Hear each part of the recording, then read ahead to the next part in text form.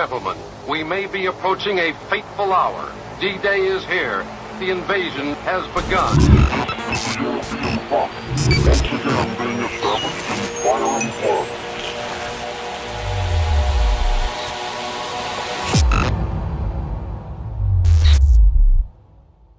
First, some context. Science fiction portrays three visions of the future of humanity. First, there's the dystopian future where all of mankind is enslaved as the human spirit is crushed under the weight of a totalitarian regime that reduces human beings to mere cogs in a massive technocratic wasteland. Second, there's the equally dystopian future where humanity is also enslaved, but authorities use mass media in tandem with powerful pharmaceuticals to dope the masses into seeing their condition as one of freedom, pleasure, and bliss. Then there's the third vision of the future, perhaps the most terrifying, where the human race no longer exists because technology has finally made the human body and even the human mind obsolete. Instead of men and women, the world is populated with robots, androids, and disembodied cyberhumans. Our current reality in the modern world is the realization of not one or two of these dystopian futures, but all three. We're told that current year might not be perfect, but it's far better than any other time in human history. This is because humanity is constantly progressing. Constant economic growth, constant technological advancement, constant moral progress as humanity discovers new human rights and new freedoms to be championed in the latest social justice campaigns. Humans are better off now than they were at any time in history, or so we're told. But what is the reality? Think about the modern person's life. From the moment he's born to the moment he dies, modern man finds himself institutionalized. He's born in an institution run by the state, the hospital. The instant he comes into the world, he's grabbed by the medical professionals and weighed and measured and injected. After a day or two, he might get to leave that institution, but guess what? His mother's a strong, independent woman who has to work at a soulless job to make ends meet. Statistically, it's most likely that she's a single mother and doesn't have a husband or committed family to help with a new baby.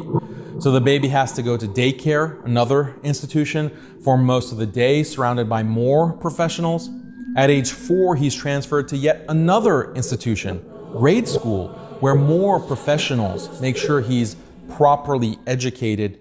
8 hours a day, 40 hours a week, he's fed the state-mandated curriculum, ensuring that he becomes an obedient citizen, an obedient consumer. He gets older and goes to college, another institution, meant to train him to be a productive citizen who thinks the right thoughts, believes the right beliefs. After graduation, he can look forward to desperately searching for a job to pay back tens of thousands of dollars in student debt. If he can't find a job in his field of study, he can always find menial labor for minimum wage. If he's lucky, he might hit the jackpot, working as a wage slave plugged into the corporate rat race. Every day he drags himself out of bed, sits behind the computer for 40 hours a week, comes home exhausted, too tired and emotionally burnt out to do anything other than order takeout and watch Netflix. Maybe he gets married, maybe he has 1 or 2 kids, but really, what's the point? They're all locked into their own institutional existence for most waking hours of their atomized lives. So he works like this. He works like this for 40 years, only to retire. Most likely he's divorced by then, his kids have long ago moved on. He has to spend the end of his life alone, maybe in a nursing home, the final institution. So from birth until death, virtually every moment of his life was mediated by a state or corporate institution. Or maybe he will end up living alone, and when he dies in his apartment, no one will really know. He has no family to visit him or care for him, and when he dies, it'll only become apparent a few months later when the growing stench of his rotting corpse wafts into the halls of his apartment building. And then again, a corporation has to be called to dispose of the putrid remains.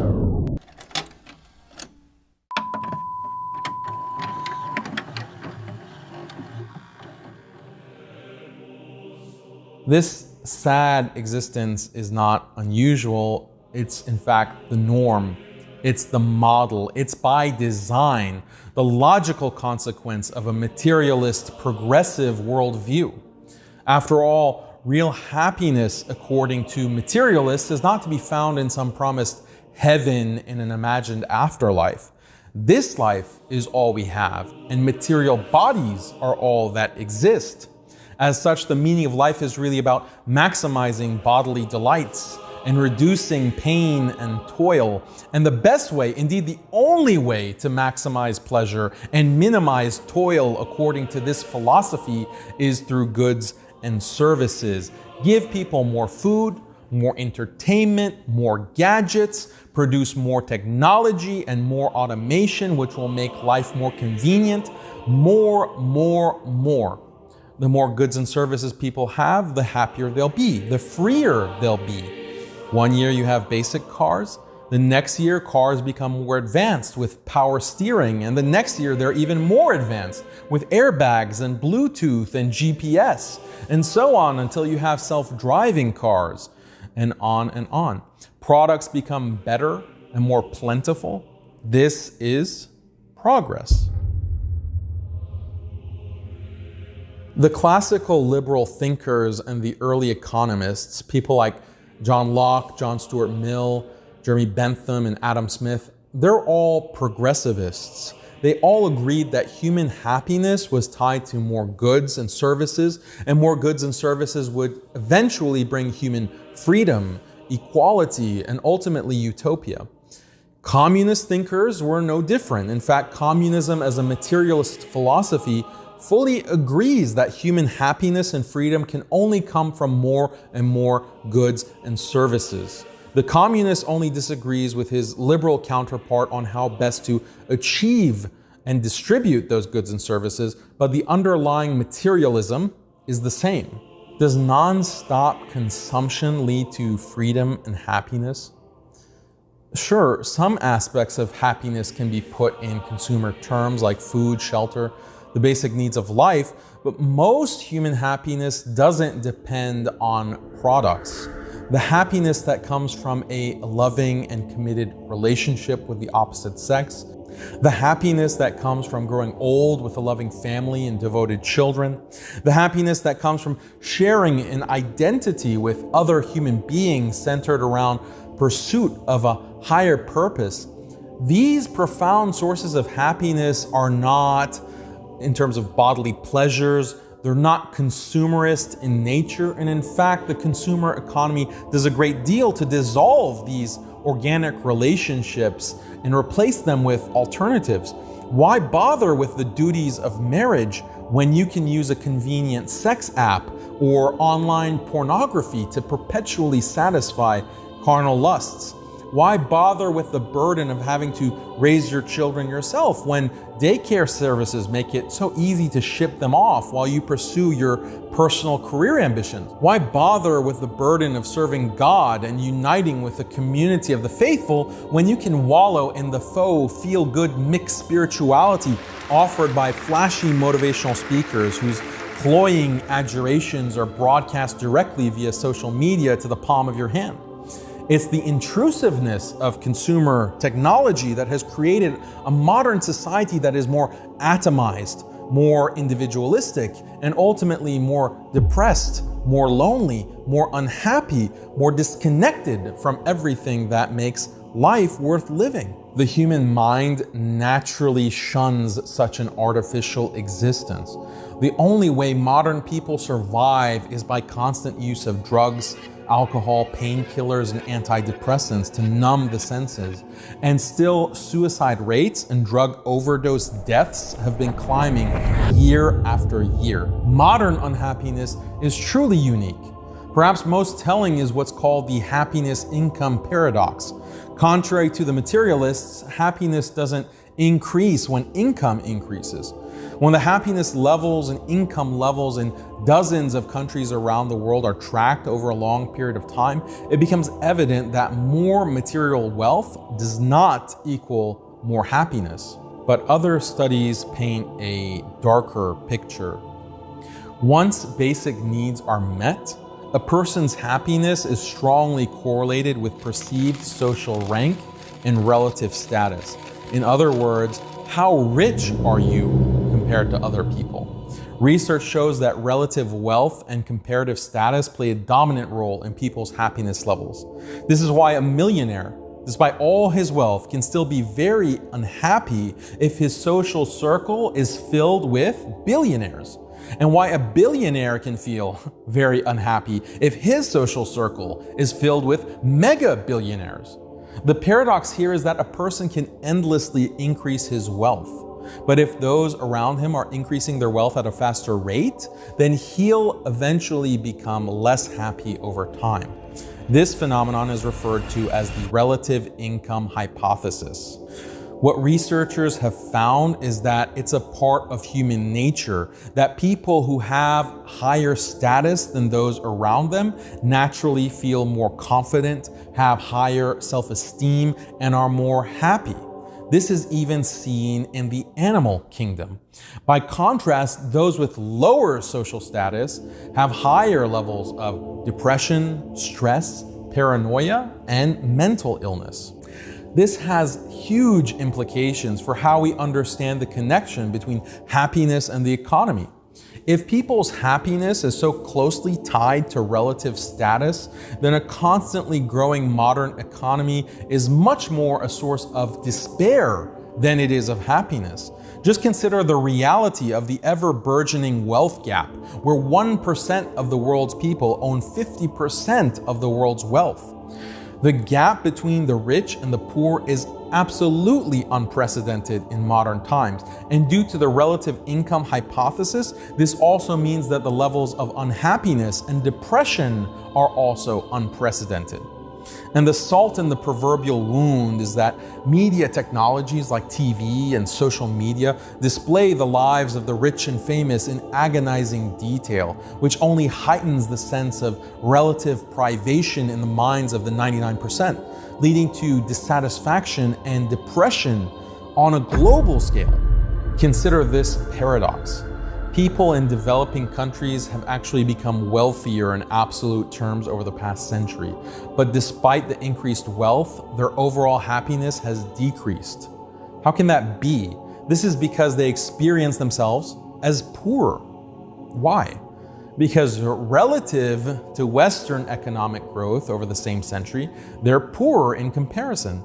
For example, colonialism and capitalism have without a doubt made the Muslim world and the developing world wealthier in material terms than it's ever been.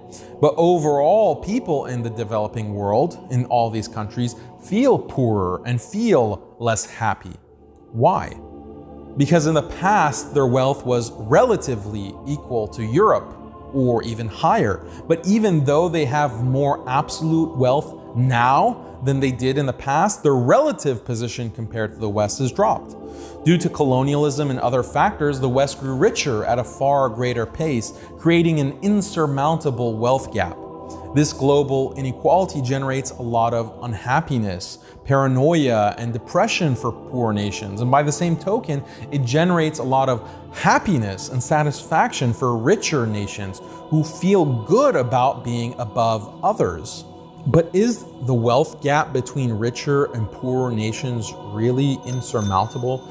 Can't developing nations eventually catch up to the West and enjoy equal wealth and status? Doesn't a capitalist global economy provide a fair playing field for all? The answer is a resounding no. What theorists like Immanuel Wallerstein and Thomas Piketty have pointed out is that the liberal capitalist model does not account for structural inequality. The reason that 1% of the population owns 50% of the world's wealth in an ever-growing wealth gap is not due to sheer hard work and perseverance. The reason that Western nations have had overwhelmingly more wealth and held overwhelmingly more control over the rest of the world for the past few centuries is not due to sheer ingenuity. Rather, there's a clear structural inequality hardwired into global capitalism that prevents other countries from being able to catch up with the West. Sociologist Immanuel Wallerstein points to the fact that because the technological revolution began in the West, they were able to accumulate a great deal of capital. Using this capital, they were able to invest more into research and development, R&D, more so than other nations, which led to more innovation, better products, more high-tech products. Other nations couldn't compete with this, and so they were locked into a low-tech economy relative to the West, where they're producing low-margin, low-tech goods and raw materials. Meanwhile, the Western nations create better, higher-tech goods and sell those at higher margins, which brings more profit, which they can invest in more R&D, more innovation, and the vicious cycle continues. This is a structural inequality that prevents other countries from catching up. The modern wonder of progress and constant economic growth is actually a modern nightmare that keeps the majority of the world's population in a perpetual state of inferiority. Isn't mankind supposed to live free? Maybe freedom is exactly the problem here. The whole purpose of endless technology and endless consumption is to give us more and more freedom. The life of inconvenience and perpetual toil of our ancestors is no more. Now we can live comfortably with all our needs, food, shelter, sex, entertainment, literally available to us at the touch of a button. And if a button is too taxing, just give voice commands. But even this is not good enough. Even this is not as convenient as possible. What if chips could be implanted in the brain so that we can order the pizza with our thoughts?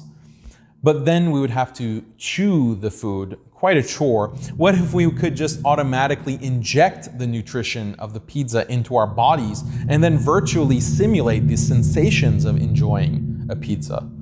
But then why allow a clunky body to limit our freedom in the first place? Why not technologically enhance our bodies, or better yet, ditch our bodies altogether by uploading our consciousness into the cloud so that we can exist in a state of perpetual cybernetic bliss? Isn't this the logical end of freedom?